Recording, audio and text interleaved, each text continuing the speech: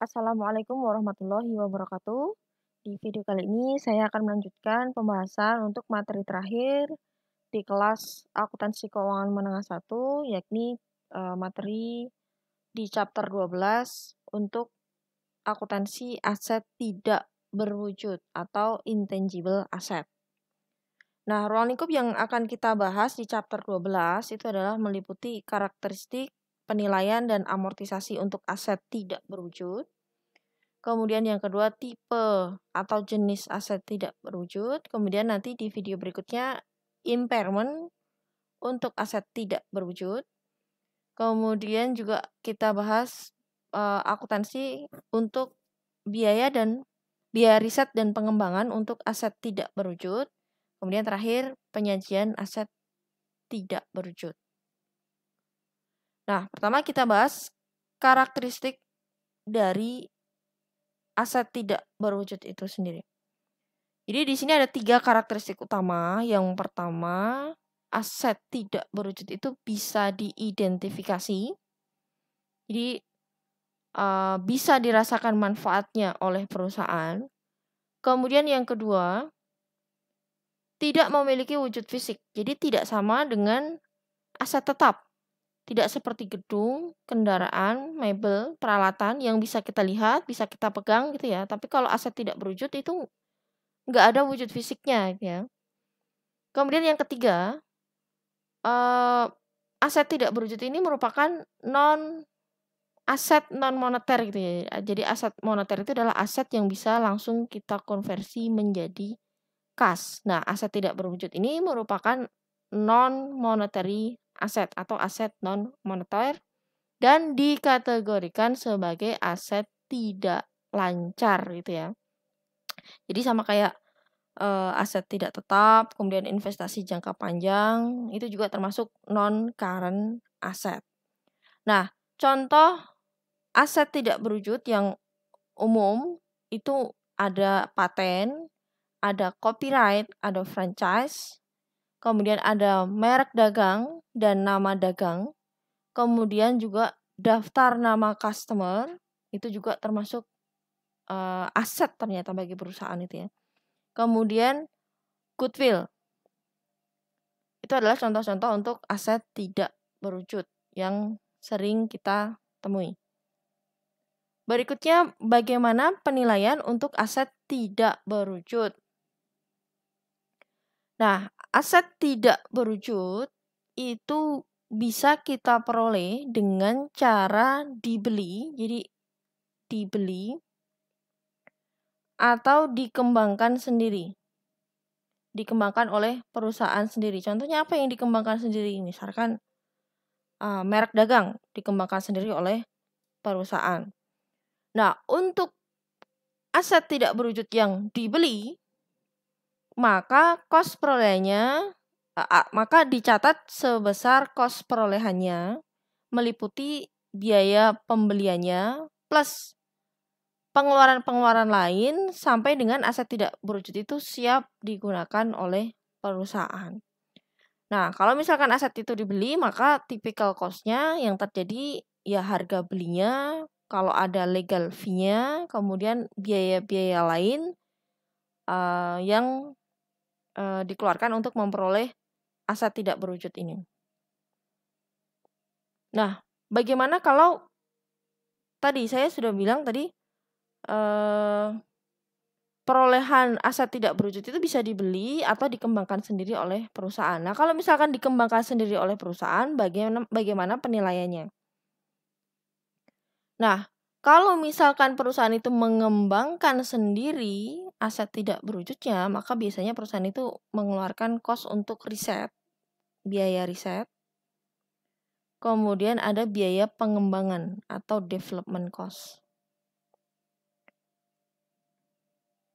Nah, biaya riset itu nanti seluruhnya dianggap sebagai beban. Jadi tidak bisa dikapitalisasi menjadi kos aset tidak berwujud.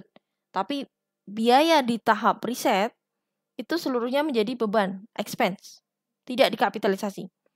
Nah, kalau biaya pengembangan itu sebagian ada yang menjadi expense, beban, ada yang dikapitalisasi. dikapitalisasi itu maksudnya dianggap atau dimasukkan ke kos perolehan aset tidak berwujud. Nah, berapa jumlah yang boleh dikapitalisasi? Nah, nanti IFRS itu mensyaratkan ada kriteria tertentu sehingga biaya pengembangan ini boleh dikapitalisasi menjadi kos perolehan aset tidak berwujud. Nah, ini ringkasannya. Jadi, kalau misalkan aset tidak berwujud itu dikembangkan sendiri, maka ada 2 tahap. Yang pertama tahap riset, yang kedua tahap pengembangan. Nah, seluruh biaya yang dikeluarkan di tahap riset itu seluruhnya menjadi expense, beban gitu ya. Dan sebagian di tahap pengembangan di sini. Jadi di sini di tahap pengembangan juga sebagian menjadi expense. Kemudian sebagian lain di tahap pengembangan itu boleh dikapitalisasi. Dikapitalisasi maksudnya nanti menjadi kos aset tidak berwujud. Nanti IFRS ada kriteria tertentu gitu ya, kapan itu boleh dikapitalisasi. Berikutnya amortisasi untuk aset tidak berwujud. Nah, amortisasi untuk aset tidak berwujud itu ada yang memiliki umur ekonomis terbatas. Ada yang memiliki umur ekonomisnya tidak terbatas. Nah, untuk aset tidak berwujud yang umur ekonomisnya terbatas, limited, nah nanti diamortisasi. Jadi kalau limited life dia diamortisasi. Jadi amortisasi itu merupakan penyusutan tapi untuk aset tidak berwujud sepanjang umur ekonomisnya. Nah, bagaimana nanti mencatat amortisasi intangible asset? Maka debitnya nanti adalah beban amortisasi, kreditnya akumulasi amortisasi. Jadi kalau depresiasi itu kan bisa beban depresiasi itu mencatatnya beban depresiasi, kreditnya akumulasi depresiasi. Tapi kalau amortisasi, debit beban amortisasi, kredit akumulasi amortisasi. Atau bisa juga dikreditkan ke asetnya langsung. Contoh aset tidak berwujudnya berupa paten, misalkan hak paten, maka jurnalnya ini alternatif pertama atau bisa juga alternatif kedua. Beban amortisasi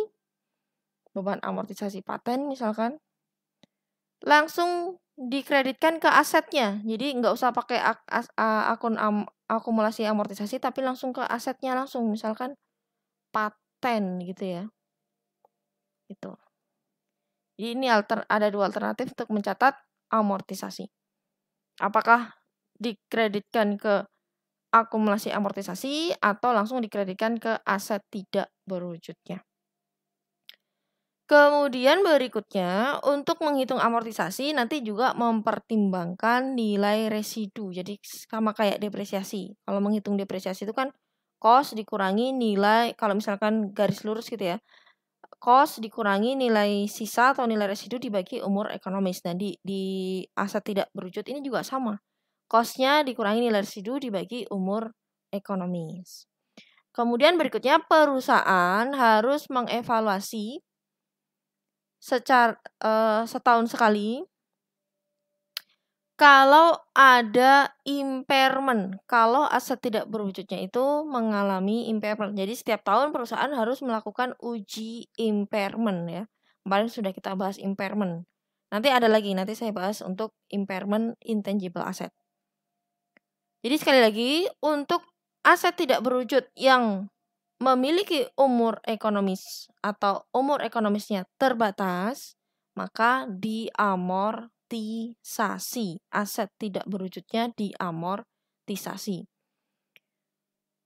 Yang kedua, kalau misalkan aset tidak berwujudnya itu umurnya tidak terbatas gitu ya. Jadi yang pertama tadi dia umurnya terbatas, umur ekonomisnya terbatas. Yang kedua tidak terbatas. Bagaimana kalau umur ekonomisnya tidak terbatas, maka untuk aset tidak berwujud yang umurnya tidak terbatas ini tidak dilakukan amortisasi karena dia umur ekonomisnya tidak terbatas. Jadi tidak diamortisasi. Kemudian sama kayak yang tadi punya umur ekonomis terbatas, setiap tahun perusahaan juga harus melakukan uji impairment juga. Paling tidak setahun sekali uji impairment untuk aset tidak berwujud yang umur ekonomisnya tidak terbatas ini. Barangkali nilainya mengalami penurunan. Oke, jadi itu untuk amortisasi aset tidak berwujud. Sekali lagi, untuk aset berwujud yang memiliki umur ekonomis terbatas, maka dia diamortisasi. Sedangkan untuk aset tidak berwujud yang tidak memiliki umur ekonomis atau umur ekonomisnya tidak terbatas, maka tidak diamortisasi. Nah, contoh yang memiliki umur tidak terbatas itu apa? Misalkan goodwill. Oke, berikutnya. Nah, ini ringkasan dari yang tadi saya jelaskan gitulah ya. Berikutnya tipe-tipe aset tidak berwujud. Nah, di sini ada 6 kategori utama tipe-tipe aset tidak berwujud. Yang pertama yang terkait dengan marketing, yang terkait dengan customer, yang terkait dengan art, seni gitu ya. Dan yang terkait dengan kontrak, kemudian teknologi, yang terakhir goodwill. Kita bahas satu-satu. Nah, contoh intangible asset yang terkait dengan marketing, contohnya antara lain ada merek dagang, kemudian ada nama dagang. Kemudian juga termasuk domain atau nama domain di internet. Nah, di sini di Amerika trademark dan trade names, merek dagang dan nama dagang itu memiliki hak perlindungan selama 10 tahun. Setelah itu bisa diperbaharui kembali. Artinya dia memiliki indefinite ya. Indefinite itu umurnya tidak terbatas berarti merek dagang karena dia bisa diperbaharui setiap 10 tahun. Nah, berarti kalau misalkan merek dagang dan nama dagang ini dibeli ya berarti dia dikapitalisasi. Kemudian karena umur ekonomisnya indefinite, tidak terbatas. Jadi meskipun dia terbatas tadi ya 10 tahun, tapi setiap 10 tahun itu bisa diperbaharui, bisa diperpanjang, maka jadinya dia indefinite, tidak terbatas. Maka dia tidak diamortisasi. Kemudian contoh berikutnya adalah customer related. Jadi yang terkait dengan customer. Misalkan di sini data customer. Kemudian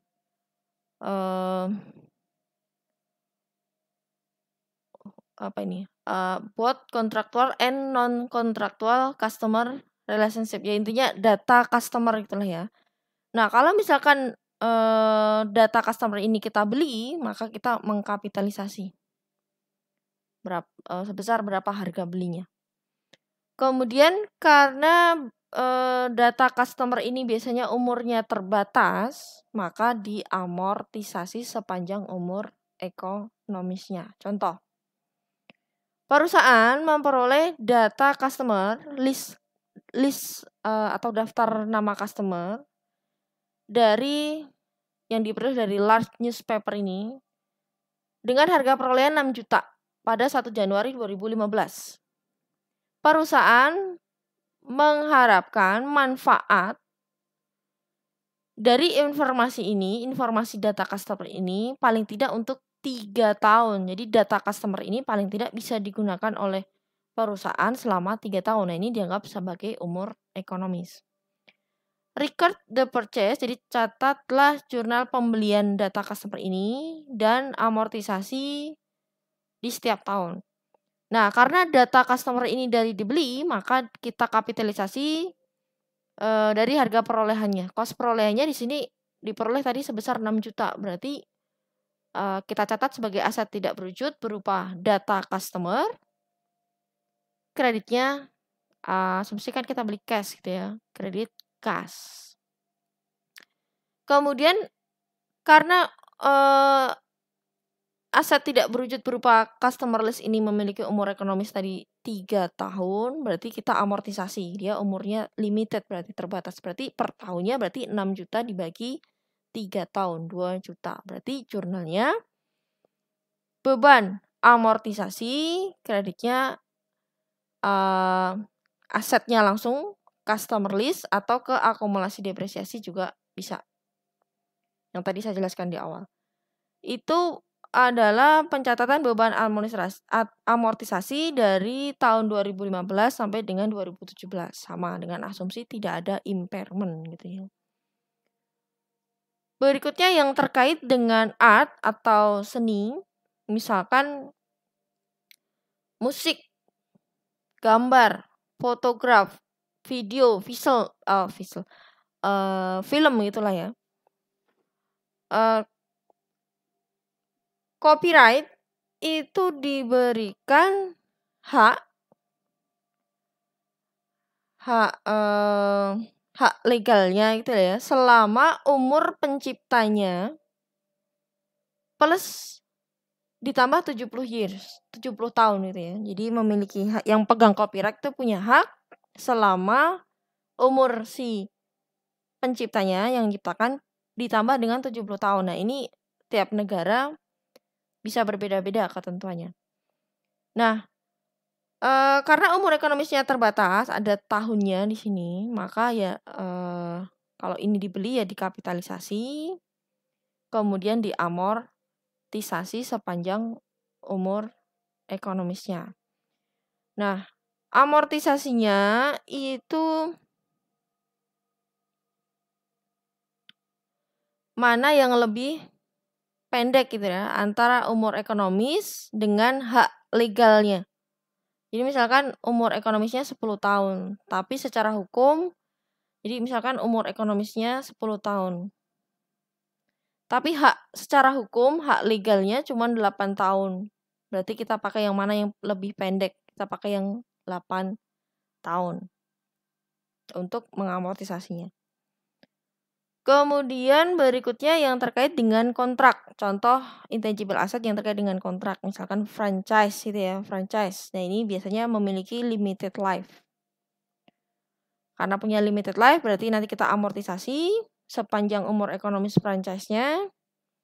Tapi kalau franchise-nya itu indefinite life, jadi tidak memiliki umur umur ekonomisnya tidak terbatas, maka dicatat sebesar cost dan tidak diamortisasi. Oke, contohnya apa yang sering kita lihat ya ini McDonald gitu ya, franchise McDonald. Kemudian berikutnya yang terkait dengan teknologi.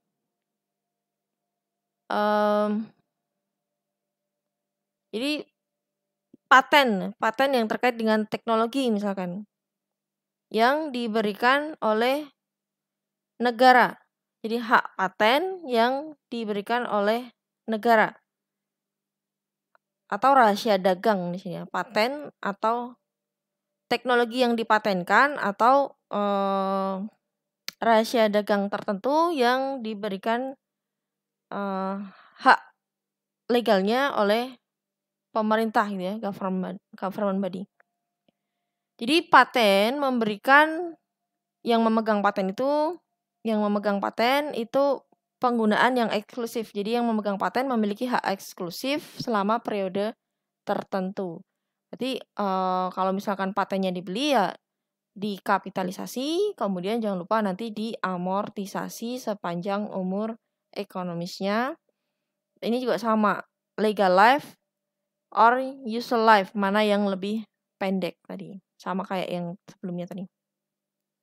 Contoh, Harcourt, perusahaan ini Harcourt mengeluarkan biaya 180.000 berupa legal cost, biaya hukum, untuk mendapatkan hak paten. Masa umur ekonomis paten 20 tahun dan diamortisasi berdasarkan garis lurus. Maka si Harcourt perusahaan ini akan mencatat kos perolehannya debit paten, kredit kas. Kemudian amortisasinya di 31 Desember dia akan mencatat 180.000 dibagi 20 tahun. Berarti 9.000 ya beban amortisasi setiap tahunnya. Maka debit beban amortisasi paten, kredit paten atau akumulasi amortisasi paten 9.000. Oke, berikutnya goodwill. Contoh aset tidak berwujud yang umur ekonomisnya tidak terbatas, indefinite gitu ya. Secara konseptual, goodwill ini adalah manfaat ekonomi di masa yang akan datang yang berasal dari aset yang diperoleh melalui kombinasi bisnis yang goodwill ini tidak bisa diidentifikasi sendiri. Jadi dia diperoleh karena kita membeli sebuah bisnis. Misalkan melalui akuisisi gitu ya. Jadi kita tidak bisa secara terpisah. Katakanlah membeli goodwill, itu nggak bisa. Jadi kita harus goodwill ini kita peroleh karena kita membeli suatu perusahaan atau suatu bisnis, baru muncullah goodwill. Jadi hanya dicatat ketika bisnis secara keseluruhan itu kita beli. Misalkan kita membeli perusahaan lain gitu ya. Nah, goodwill ini bagaimana cara mengukurnya? Adalah intinya selisih antara harga beli dengan fair value net asset yang bisa diidentifikasi dari perusahaan yang kita beli. Jadi saya ulangi, goodwill ini adalah selisih antara harga beli, purchase cost, dibandingkan nanti dengan fair value net asset perusahaan yang kita beli. Nah, goodwill itu muncul ketika biaya yang kita keluarkan untuk membeli perusahaan itu lebih besar dari fair value net asset yang kita peroleh dari perusahaan yang kita beli. Tapi jadi ini nanti akan muncul goodwill. Tapi kalau sebaliknya, kalau misalkan harga beli suatu perusahaan itu lebih rendah dari fair value net asset perusahaan yang kita beli itu, maka nanti akan muncul laba negosiasi. Jadi kita dapat laba. Contohnya, perusahaan memutuskan bahwa perusahaan itu membutuhkan divisi yang nanti akan melengkapi atau suplemen salah satu divisinya gitu ya. Kemudian perusahaan tertarik untuk membeli ini perusahaan Traktorling ini. Traktorling. Jadi dia perusahaan Feng ini membutuhkan traktor distribusi gitu ya. Kemudian oleh presidennya, kenapa kita nggak membeli perusahaan lain ini? Nah, ini tertarik untuk membeli Traktorling Company. Nah, pada saat mau dibeli, si Traktorling ini mau dibeli, kita kan perusahaan Feng ini kan melihat nih laporan posisi keuangannya si Traktorling ini. Di sini total aset perusahaannya si Traktorling itu adalah 255.000. Nah, kita lihat selanjutnya. Kemudian perusahaan si Feng yang mau membeli itu melihat gitu ya, menginvestigasi berapa sih nilai wajar aset dan liabilitasnya si Traktorling, perusahaan yang mau dibeli gitu ya. Contoh di sini property plant equipment 153.000 tercatatnya menurut laporan keuangannya si Traktorlink itu nilai bukunya PPE property plant equipment itu 153.000. Tapi ternyata setelah katakanlah si Feng ini menggunakan jasa appraisal untuk ngecek berapa sih nilai wajar PPE-nya, nilai wajar aset dan liabilitasnya si Traktorlink ternyata lebih tinggi 205.000. Kemudian paten juga paten di sini tidak disebutkan ya. Oke, jadi property plant equipment nilai buku tercatatnya itu 153.000, tapi ternyata nilai wajarnya itu lebih tinggi yakni 205.000. Kemudian paten di sini tidak disebutkan, tapi misalkan sebelumnya ada paten maka paten ini ternyata 18.000 nilainya. Kemudian inventories ada receivable dan cash juga kalau cash sama ya, cash 25.000, receivable juga sama 35.000, inventories 42, kemudian inventories ternyata nilainya lebih tinggi 122. Kemudian liabilities di sini sama 55.000. Jadi nilai net asetnya, jadi net aset itu diperoleh dari aset dikurangi liabilitas. Ternyata nilai wajarnya net asetnya adalah 350.000. Nah, perusahaan Feng itu setelah tahu fair value net asset, nilai wajar net asetnya si perusahaan traktor ini, dia menawarkan, gimana kalau saya membeli perusahaan kamu seharga 400.000? Berapa goodwill-nya?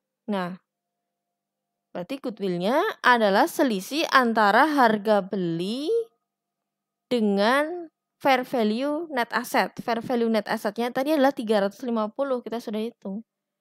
Sementara si perusahaan kita mau membeli 400.000, berarti ada goodwill sebesar 50.000.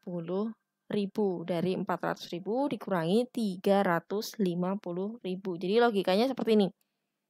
Suatu perusahaan yang nilainya 350, kita berani beli seharga 400.000. Artinya perusahaan si traktor ini dia punya goodwill gitu ya, aset tidak berwujud sebesar 50.000, sehingga kita berani membeli lebih tinggi gitu.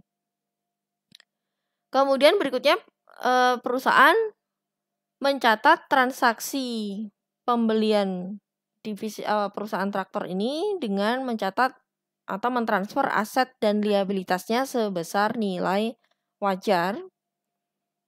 Jadi ini dicatat aset dan liabilitasnya dicatat sebesar nilai wajar. Kemudian dicatat juga untuk membeli perusahaan traktor tadi dikeluarkan 400.000 cash. Kemudian goodwill kita akui debit sebesar 50.000. Jadi ada aset tidak berwujud berupa goodwill yang kita akui dari transaksi kombinasi bisnis ini.